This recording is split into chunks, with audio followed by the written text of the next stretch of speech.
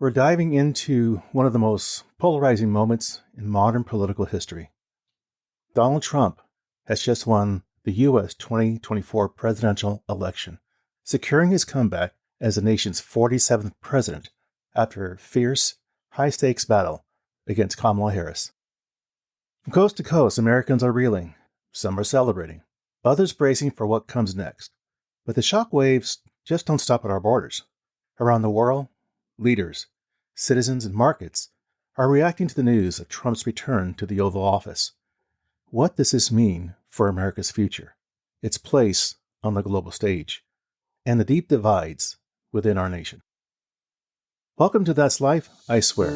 This podcast is about life's happenings in this world that conjure up such words as intriguing, frightening, life-changing, inspiring, and more. I'm Rick Barron, your host. That said, here's the rest of this story. The whispers of unease had grown into a deafening roar as the specter of Donald Trump's return to power looms large over our nation. A convicted felon, a narcissist, and a man consumed by insatiable thirst for power. Trump had once again captivated 51% of the MAGA faithful, leaving a sense of dread and trepidation for the other 48%.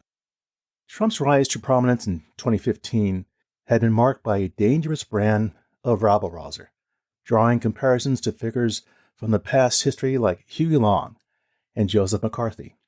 But this time, the threat felt more noticeable, more imminent, as the former president's concerted efforts to overthrow the 2020 election had very nearly succeeded.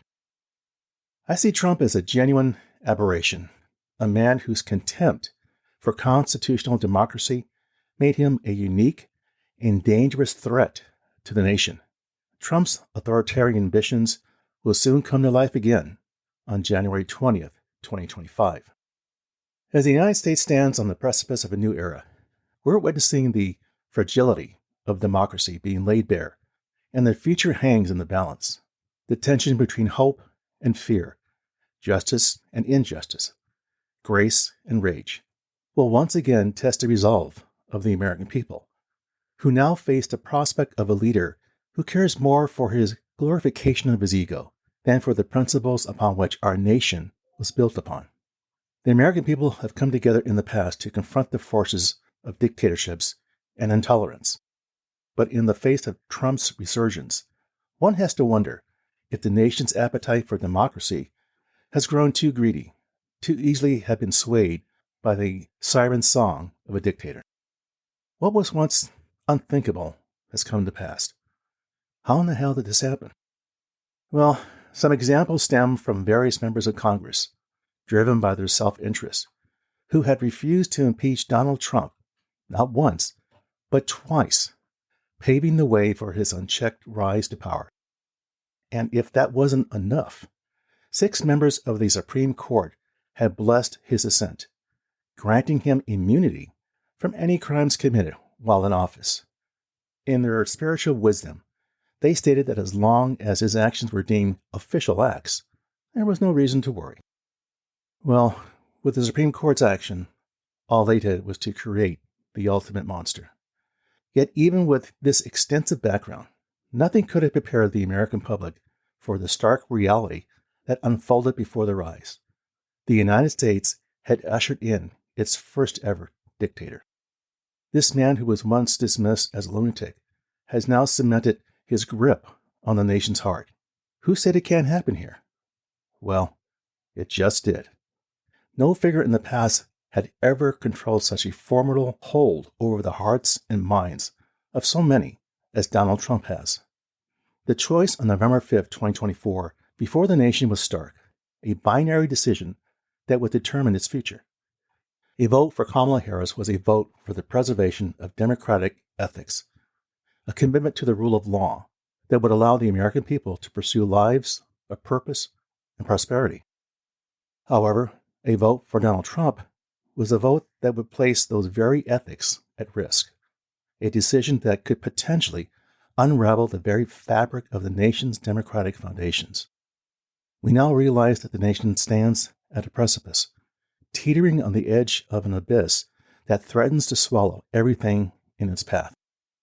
To ignore the threat, to dismiss the concerns as mere hyperbole, would be to invite the unthinkable, to open the door to a future shrouded in darkness and uncertainty.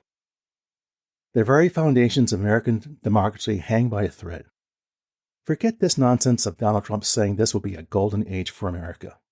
For him, perhaps it will be, but not for you. Just look at the 4 years while he was in office the first time, as that will be a clue of what's to come again. But brother, this time, the chaos will be amplified. For democracy, a fragile and delicate concept, its success depends on the people's ability to temper their own base desires and impulses. But a chilling realization has dawned in the wake of Donald Trump's attempted 2021 coup. Nothing in the past decade suggested that a re-elected Trump would have any inclination to rein in his insatiable hunger for power, that his previous attempt to overthrow the democratic process had failed should not be cause for complacency. Instead, the very fact that an audacious assault on the constitutional order had been undertaken at all should serve as a clarion call, a warning that cannot be ignored. To dismiss Trump's radical rhetoric or to disregard the concerns of those who had worked alongside him was to place one's faith in a man who had already demonstrated a singular disregard for the nation's well-being. Trump is and will be a figure consumed by his own ego, more devoted to pursuing power than preserving the democratic principles that had long defined the American experiment. The specter of a second Trump presidency looms like a dark cloud, an ominous warning of chaos, an upheaval that threatens to engulf the nation. The very essence of the American experiment will be put to the test big time. It will come down to a fundamental clash between the rule of law and authoritarianism.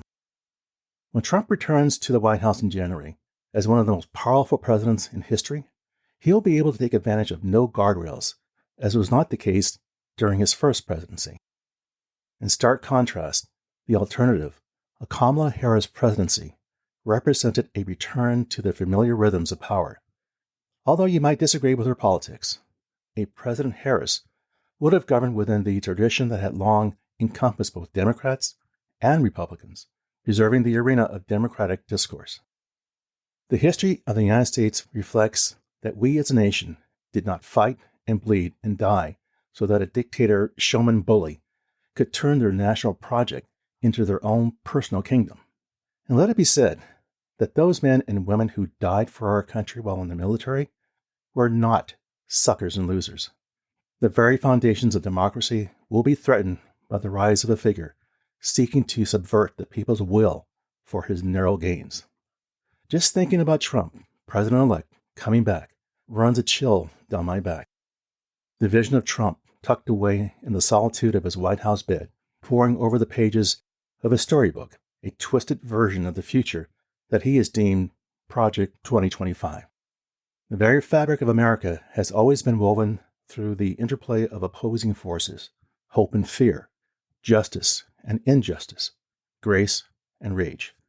Whether the forces of good will prevail over the forces of darkness in the years ahead, whether the nation will embrace the American experiment, will be a test for us all. The nation now stands at a crossroads, its future uncertain, its soul hanging in the balance.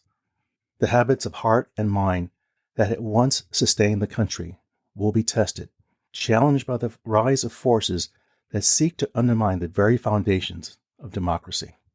The United States stands at the edge of a moment of reckoning that will determine its future, even its existence. The very heart of the American dream still lives, and the time has come for the people of this country to rise up and reclaim their destiny. The path forward will not be easy, and the struggle to bend the universe's arc towards justice will be fraught with peril and sacrifice. We know that the American people, forged in the crucible of adversity, have always risen to the occasion, their determination fueled by the promise of a brighter tomorrow. I believe this as a testament to the enduring strength and resilience of the human spirit. So what can we learn from this story? What's the takeaway? So many people who voted for Trump told me again and again that they felt the economy was much better when he was in office, and they were sick of trying to make ends meet. Okay, I get it. But as with the MAGA group, they have short memories.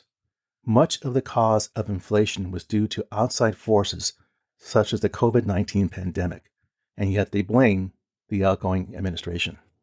Voters were also deeply concerned about the illegal immigration, which had reached record levels under Biden. They usually didn't express racist views or believe that migrants were eating people's pets, as Trump and his supporters had claimed. They just wanted a much stronger border enforcement. In the end, they just couldn't vote for Harris, who served as Biden's vice president for 4 years. They believed it would be more of the same, and they wanted change. Yes, the guardrails are gone, and all sense of common sense. The United States is now Donald's sandbox to do whatever the hell he wants. Well, there you go, my friends. That's life, I swear. For further information regarding the material covered in this episode, I invite you to visit my website, which you can find on Apple Podcasts for show notes and the episode transcript. As always, I thank you for listening and your interest. Be sure to subscribe here or wherever you get your podcasts so you don't miss an episode. See you soon.